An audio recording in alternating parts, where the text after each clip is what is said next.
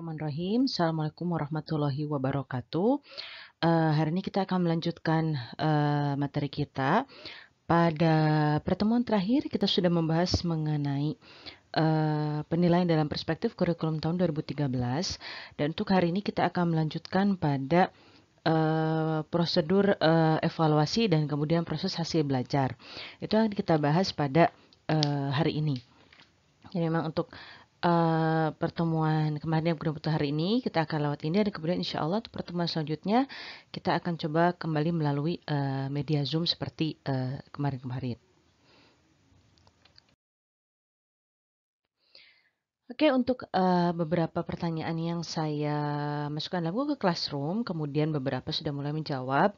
Kalau dari segi penulisan bahasanya, saya rasa sudah cukup baik dan sudah lebih banyak kemajuan dibandingkan yang semester yang lalu. Gitu. Jadi ya, Anda sudah cukup baik dalam membuat kalimat, kemudian juga menerangkan bagaimana your teacher grading in extreme way. Most of you answer no, we never encounter such teachers, tapi juga beberapa yang menjawab misalkan dengan penilaian ini. Sometimes it is different ya for every teacher, tapi pada intinya itu penilaian itu diberikan untuk mengetahui bagaimana proses belajar kita.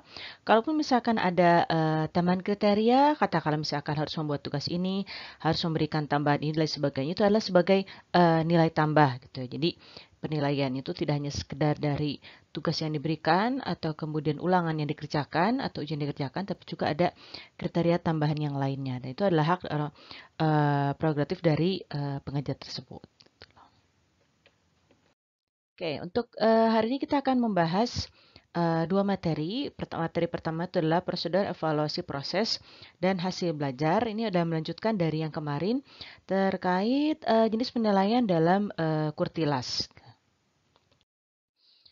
Oke, jadi memang untuk prosedur penyelenggaraan tes itu ada dua jenis, bisa dari tes yang dikembangkannya dan kemudian juga bisa berdasarkan pemanfaatannya. So it depends on the context. Tapi karena kita ini mempelajari tentang tes berbahasa, sehingga untuk prosedur penyelenggaraan tesnya ada dua, dari pemanfaatannya dan kemudian dari pengembangannya.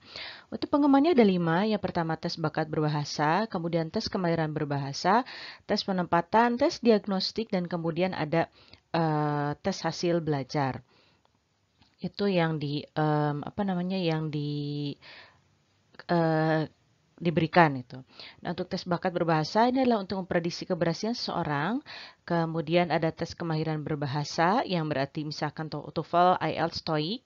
Kemudian ada tes penempatan atau placement testnya biasanya untuk sebelum kursus bahasa diletakkannya di mana siswa ini, penempatannya, kemudian tes diagnostik, misalkan spelling test, reading test, writing test, dan lain sebagainya, dan kemudian tes hasil belajar.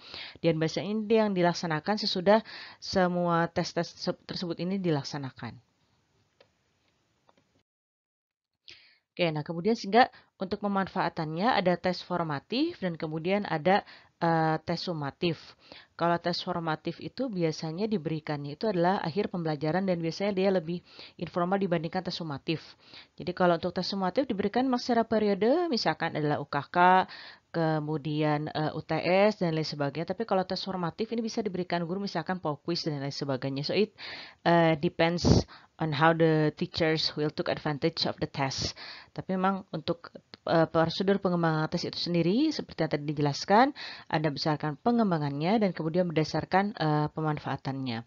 Jadi untuk guru atau tenaga pengajar bisa memanfaatkan tes-tes tersebut berdasarkan kebutuhannya apa. Oke, kemudian kalau kemarin kita sudah membahas mengenai jenis-jenis penilaiannya, kalau untuk hari ini kita akan bahas mengenai penilaian dalam perspektif Kurtilas. Oke, jadi memang untuk kurikulum selalu ada perubahan dan kemudian dikembangkannya juga berdasarkan apa yang ditangkap oleh masyarakat, berdasarkan bagaimana masyarakat, kemudian disesuaikan dengan perkembangan dunia seperti apa, kemudian komparasinya seperti apa. Jadi memang untuk kurikulum akan terus dikembangkan dan kemudian disempurnakan ya gitu agar untuk perkembangan pendidikannya itu dan kemudian proses pembelajarannya berjalan dengan baik dan lancar. Tapi pada intinya untuk Kurtilas di sini atau kurikulum 2013 ini itu adalah merupakan perangkat mata pelajaran dan program pendidikan berbasis sains yang diberikan oleh suatu lembaga penyelenggara pendidikan dengan tujuan untuk mempersiapkan lahirnya generasi emas bangsa Indonesia dengan sistem di mana siswa lebih aktif dalam kegiatan belajar dan mengajar. Di sini dengan titik utamanya itulah mendorong peserta didik untuk siswa lebih baik dalam melakukan observasi, bertanya, menalar, dan mempresentasikan apa yang mereka peroleh atau mereka ketahui. Jadi memang lebih dikembangkannya itu adalah guru sebagai fasilitatornya dan kemudian siswa untuk agar lebih mengetahui dan kemudian lebih menerapkan discovery learning sehingga mereka bisa memperoleh materi secara pribadi, bisa mengolah materi dan kemudian bisa diadakan diskusi dan kemudian hasil tanya jawab dengan para guru. Jadi memang kalau untuk Kurtilas ini yang diharapkan siswa lebih mandiri dan kemudian dia bisa lebih menyerap kira-kira apa yang penting atau tidak, kemudian mengolah sendiri. Dengan demikian pengalaman belajar yang dia dapatkan juga lebih banyak dibandingkan dengan metode spoon fed gitu, itu maksudnya. Oke. Kemudian untuk menurut Peraturan Menteri Pendidikan dan Kebudayaan Kurikulum 2013 ini, kenapa dikembangkan? Yaitu untuk persiapkan peserta didik agar memiliki kemampuan hidup sebagai pribadi dan warga negara yang beriman, produktif, kreatif, inovatif, dan efektif, serta mampu berkontribusi pada kehidupan bermasyarakat, berbangsa, bernegara, dan peradaban dunia. Dengan kata lain, Kurtilas ini adalah kurikulum berbasis kompetensi yang dirancang untuk mengantisipasi kebutuhan abad 21. Jadi memang untuk Kurtilas ini selain disesuaikan dengan apa yang di masyarakat, bagaimana perkembangan di masyarakat, bagaimana kebutuhannya masyarakat, dan terutama adalah agar dia memiliki life skills yang baik, yang cocok. Apalagi sekarang perkembangan dia sudah semakin cepat, sehingga dibutuhkanlah life skills yang sesuai. Dan di sini life skill ini untuk abad 21 gitu di sini ada beberapa sebagai dimiliki. Pertama adalah way of thinking, kedua ways of working, kemudian tools for working, dan kemudian skills for living, life and career, kemudian personal dan lain sebagainya. Jadi selain untuk dia memiliki literasi juga, dia juga memiliki keahlian juga, dia juga memiliki kecekatan, kemudian juga dia tangguh untuk menghadapi masalah yang ada dan kemudian dia bisa mengaplikasikan keilmuannya itu dan kemudian dia memiliki life skills yang sesuai gitu sehingga dia bisa bertahan di masyarakat. Itu sebenarnya yang diharapkan dari pengembangan Kurtilas ini. Oke, sehingga dengan adanya Kurtilas ini, kemudian dengan penempatan, dengan aplikasinya scientific learning, discovery learning, sehingga dikembangkan juga HOTS gitu, atau betul-betul tipe soal HOTS. HOTS itu adalah higher order thinking skills atau HOTS atau berpikir tingkat tinggi. Nah, di sini untuk low order thinking skill ada applying, understanding, remembering, atau lebih singkatnya lebih kepada memorizing atau menghafal. Sementara kalau HOTS lebih kepada creating, evaluating, dan analyzing. Sehingga diharapkan kemampuan analisisnya lebih meningkat sehingga dia lebih analitik dan kritis dalam menghadapi permasalahan. Makanya kenapa dari Kurtilas ini akhirnya dikembangkanlah HOTS. Nah, jadi memang kenapa Kurtilas itu dikembangkan, kemudian kenapa kita perlu adanya HOTS, dan kemudian kenapa kita perlu mengembangkan life skill tadi yang sesuai dengan pengembangan abad 21. Nah, di sini karena memang kita dari reading literacy, kemudian mathematical literacy, kemudian scientific literacy itu masih sangat rendah itu. Jadi sehingga kenapa mereka perlu adanya pengembangan dan aplikasi-aplikasi ini agar semua kemampuan ini bisa meningkat dan sehingga 4 skills yang tadi diharapkan juga bisa teraplikasikan dengan baik. Ya, nah ini dia tadi yang sudah kita bicarakan tadi 4 skills ini kalau kita kita lihat dalam segi tabel di sini ada karakter kualitas seperti apa, kemudian bagaimana literasi dasarnya, dan kemudian kompetensinya. Jadi yang diharapkan, yang dimiliki oleh para pelajar, kemudian ini untuk generasi emas 2045 dan dengan keterampilan abad 21. Ini yang diharapkan dimiliki oleh setiap pelajar dan siswa yang ada di Indonesia dan kemudian salah satu penerapannya adalah melalui Kurtilas ini.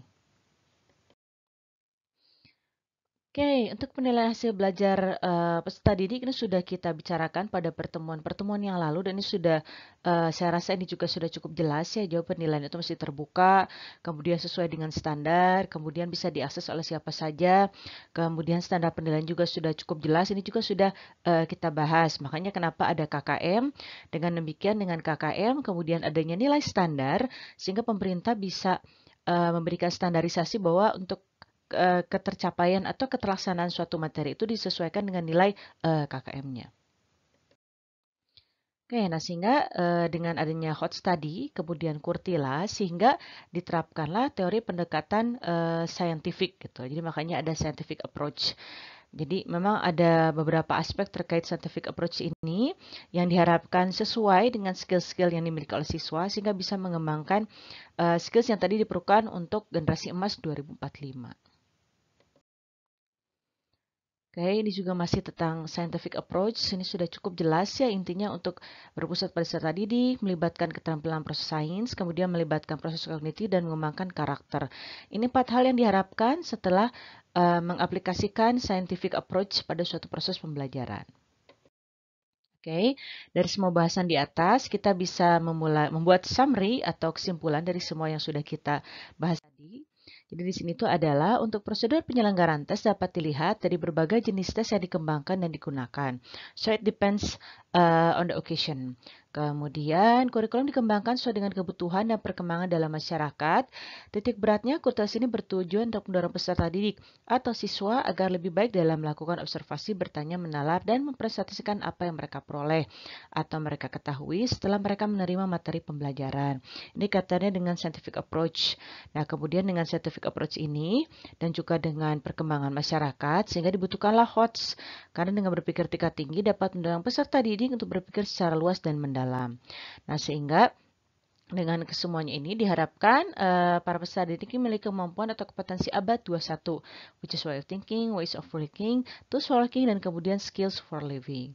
Itu dia 4 hal yang diharapkan oleh pemerintah setelah menerapkan Kurtilas dan kemudian scientific approach ini, sehingga prosedur evaluasinya disesuaikan juga dengan materi dan metode yang diberikan. Oke, itu dia untuk hari ini bahasan materinya. Jadi ya, so thank you. I guess I will see you next week untuk materi selanjutnya. Terima kasih.